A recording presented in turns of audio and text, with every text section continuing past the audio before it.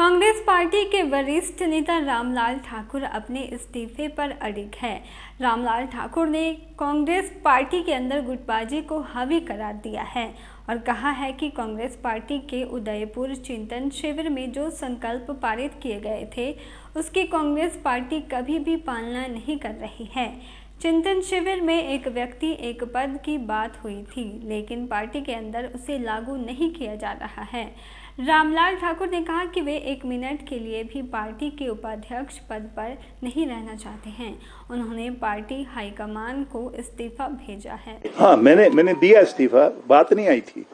मैंने जिस टाइम मैंने प्रेस को गया, मैं 1 घंटे के अंदर अंदर मैंने जो है वो अखिल भारतीय कांग्रेस कमेटी की अध्यक्षा को, यहाँ तक कि वीनू गोपाल जी को भी मैंने लिखा है, अध्यक्षा जी को भी लिखा है कि मैं हिमाचल प्रदेश के जो वाइस प्रेसिडेंट मेरे को बनाया है, मैं वाइस प्रेसिडेंट नहीं रहना चाहता। क्यों नहीं रहना चाहता?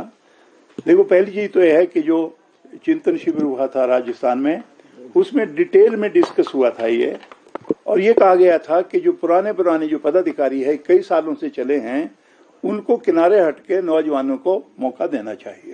कहना चाहूंगा, कितना टाइम हो गया, किसी ने उसके ऊपर पूरे हिंदुस्तान में अमल नहीं किया।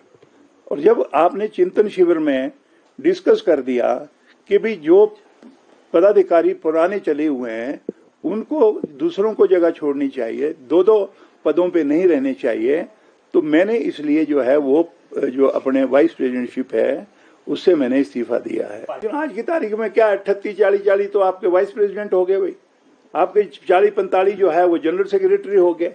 ये मैं कहूँगा ये परंपरा ठीक नहीं है।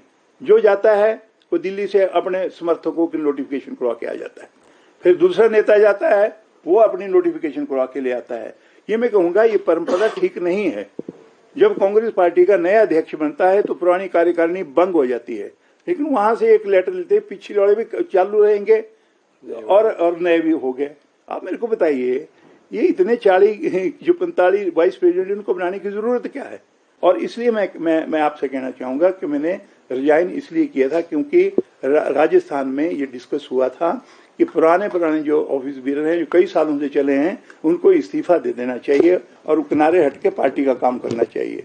मैंने सोचा मेरे को, क्योंकि चुनाव प्रबंधन का काम जो है वो सोनिया जी ने दिया है, चुनाव प्रबंधन का काम पूरा करूंगा और कांग्रेस पार्टी की मजबूती के लिए जो जिले मेरे से अभी रह गए हैं, तुरंत 2-4 दिनों के बाद मैं उन जिलों में जाके चुनाव प्रबंधन समिति का काम करूंगा। एज वाइस प्रेसिडेंट मैं 1 मिनट भी नहीं रहना चाहूंगा। मैंने ये कहा, मैं एक सच्चा सिपाही हूँ कांग्रेस पार्टी का। अगर हाई कमांड ये सोचती है कि हमारे को चुनाव नहीं लड़ना, मैं उनमें से नहीं हूँ। मैं बोलूंगा मैं बगावत कर दूंगा।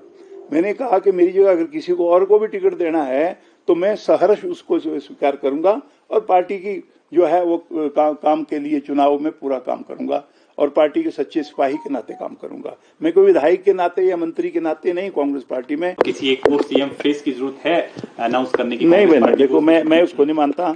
मैं तो ये बोल रहा हूँ कि जब आपने चीफ मिनिस्टर का फेस डिक्लेयर किया, वही आदमी चुनाव हार गया।